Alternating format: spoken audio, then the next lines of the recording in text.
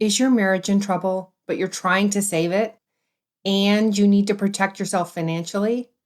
Well, there's a way to do that. It's called a post-marital agreement. Hi, I'm Julie. I'm a divorce attorney who's been taking the drama out of divorce through mediation for over 24 years. Today, let's talk about post-marital agreements. First, let's discuss what is a post-marital agreement. A post-marital agreement is a legally binding contract that is only available to you if you are married. Think of it as a prenup, but for married people. So why do some people get post-marital agreements? I'm glad you asked.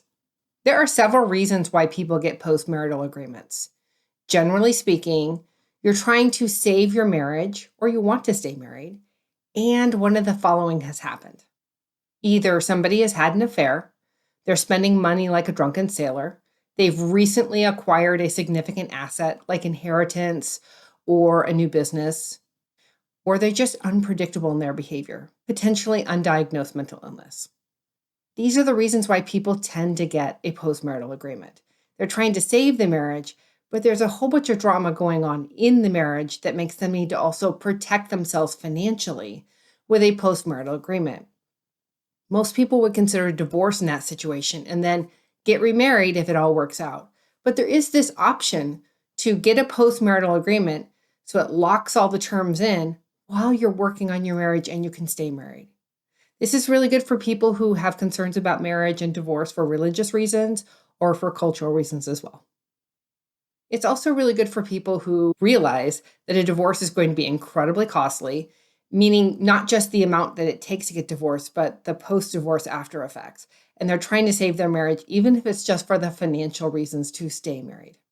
Post-marital agreements address assets, address liabilities, address spousal support, and even estate planning. In short, post-marital agreements help couples stay married while they're working through the ick of whatever the problem is, and they're able to protect themselves in case they can't work through that ick. The last thing a couple wants is to do the hard work and walk through the fiery pits of hell to save their marriage, make agreements, verbal agreements, and then all of a sudden get served a year or two later with divorce papers, and those agreements are not being honored. A post-marital agreement saves you from all that. It puts those agreements in writing, so you have the time to work through the ick, and if for some reason you can't work through the ick, you already have things locked down so that you're safe and protected. The same with your spouse. So what are the benefits of a post-marital agreement? It can provide peace of mind. It helps avoid lengthy and costly future court battles. And it can ensure a fair distribution of financial assets. So what are the requirements for a post-marital agreement in Oregon? There are basically 4 elements. It needs to be in writing. It needs to be voluntary. It needs to be signed. And it needs to be fair and equitable. So there are about 4 different ways you can get a post-marital agreement in Oregon. You can hire 2 attorneys. You can hire 1 attorney. You can hire 1 mediator, or you can hire 1 attorney mediator. Now, hiring 2 attorneys is always the best option. It's safe. However, it's also going to break the bank.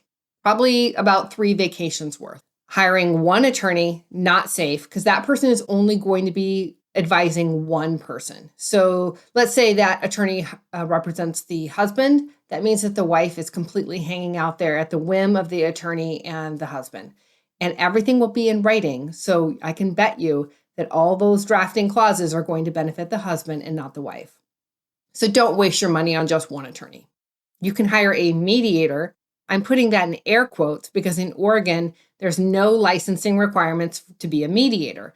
My 17-year-old can market himself as a mediator on the internet right now, and he's doing absolutely nothing wrong.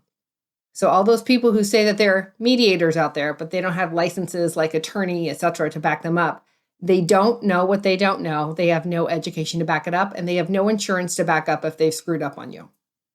And finally, there's the option of hiring an attorney mediator, like myself. I like this option. I think it's the Goldilocks option. It's safe because I'm neutral. I'm never acting as an attorney. I'm only acting as a mediator. I'm not going to favor one party over the other because, again, I'm neutral and I'm not advocating for either party. I look at it this way. My job is to educate you what options exist for you. My job is to inform you what are the advantages and disadvantages to all those options that you could choose so that you can make the best decision possible. I'm not going to hide the ball. It's going to be a very transparent process. And it will cost you about 1 vacation, but it won't cost you 3. I suggest you hire an attorney mediator, even if it's not me, but that's your vetting criteria. So if you're considering getting a post-marital agreement, give me a call. The details are down below.